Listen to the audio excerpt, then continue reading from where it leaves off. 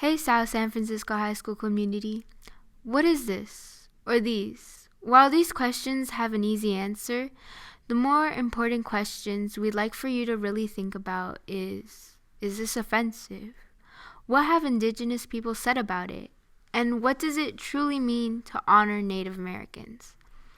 If you see nothing wrong with this logo, then the question we, students at South San Francisco High School, would like for you to consider is, what would it take for you to change your position? Academic research, statements from Native Americans, an understanding of how stereotypes have negative effects, an understanding of historical and present-day relationship between Native Americans and the U.S. government. Regardless of where you stand, we ask that you consider the reasons as to why we, students at South San Francisco High School, feel like we should change our school mascot logo. One of the most common arguments in keeping this logo is that it's tradition. We find this argument concerning in that it commits to the logical fallacy of appealing to tradition. It assumes that tradition equals moral correctness, but we know here that there have been many traditions in American history, like slavery and women not being allowed to vote, and those were harmful. Well, one might be thinking, what is so harmful about it? It's not the same as slavery or other traditions that have brought about harm. It's actually honoring them. You're right, the logo isn't the same as slavery or women not being allowed to vote, but it still has negative effects. In May 22, 2019, the National Congress of American Indians, the oldest and largest representation of American Indians and Alaskan Natives, supported the state of Maine ban on schools using Native American imagery as part of their logos or mascots. The National Indian Education Association passed a resolution calling for educational institutions and national sports franchises to cease their use of such race-based Native logos, mascots, and names in the effort to remove these stereotypes and raise the self-esteem of Native students so they have the same opportunity as their non-Native peers to achieve academically without discrimination. A 105-page report in 2007 from the San Francisco Human Rights Commission on issues of concern for Native Americans in San Francisco, sports mascots was one of the many that raised concerns. The report states, sports mascots perpetuate negative and racist stereotypes of Native American people, and contrary to the assertion of some who support the use of these mascots, they do not honor Native Americans. History teacher Ms. Clemens echoes similar sentiments in addition to how insensitive gestures were used on our school campus. I think the logo is culturally insensitive because it's picking out a specific, well, first of all, it's putting a person. So I understand the idea of the warriors, but I think that would be something like maybe, the Jews or some other cultural group. And I don't think we need to be I think sometimes we get a little over PC in the Bay Area, but this is one thing that has been problematic for a number of different sports teams and a number of different organizations where Native Americans haven't felt reverence. And despite our intentions, if that's the way that we're making people feel, and we know that Native Americans have felt this way about other uses in other sports teams, for instance, the Redskins, people haven't liked that. And, we used to do something here like the tomahawk chop, which was mortifying. And so I think that there are other ways that we could, if we want to celebrate Indigenous culture, that we could do so. In 2015, Assembly Bill 30, otherwise known as the California Racial Mascots Act, was unanimously passed. The approved bill states, "My individuals and organizations interested and experienced in human relations, including the United States Commission on Civil Rights, have concluded that the use of Native American images and names in school sports is a barrier to equality and understanding, and that all residents of the United States would benefit from the discontinuance of their use."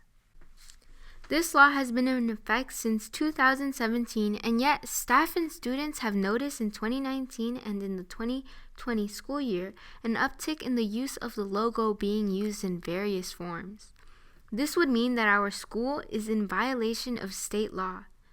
So if having the current logo and mascot is not considered a proper way of honoring Native Americans, then what is? Perhaps we can learn from the Stanford University. Stanford University once had this image as their logo starting in the 1930s. In 1972, 55 students and staff petitioned for the removal of the mascot, which was approved. Despite this, there were requests for having a more noble depiction of the logo in 1975, which was voted down by the Association of Students of Stanford University.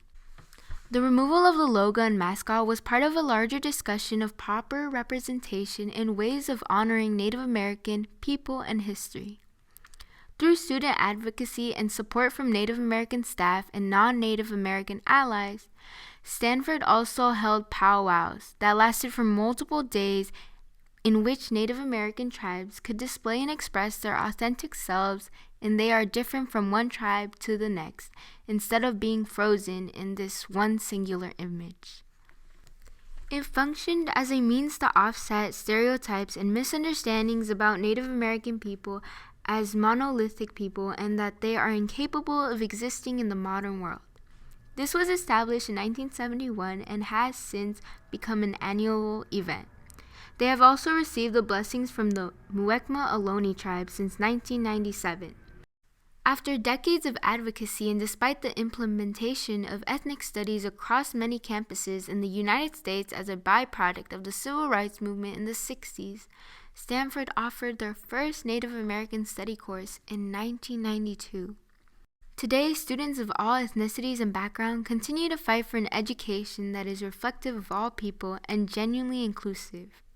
Stanford is among many other schools that have seriously reflected on the way in which they may or not have been properly honoring the first peoples of the land that we occupy. A few things that are clear in that is 1, they removed their logo and mascot of a Native American, and 2, they listened to and worked in a partnership with Native American people and tribes. They dedicated resources for authentic representation of Native American narratives to be expressed. A recent visit from Congresswoman Jackie Speer encouraged our community to think deeply about what our logo means despite the intentions that we might have. I think it's really a very valuable exercise to have the student body evaluate how this is very offensive to Native Americans, and the opportunity to make the mascot appear more egalitarian and more responsive to our recognition today, which is different than it was even 10 years ago. The recognition that using Indians as a mascot can be very offensive. We've seen that at Stanford. They went from the Stanford Indians to the Stanford Cardinals. The Redskins in Washington have come under scrutiny as well. So times change, and our recognition of the kind of biases that exist with certain identifications are such that it's worthy of a second look. The questions that we should consider as a school community are: have we taken enough steps similar to what Stanford has done?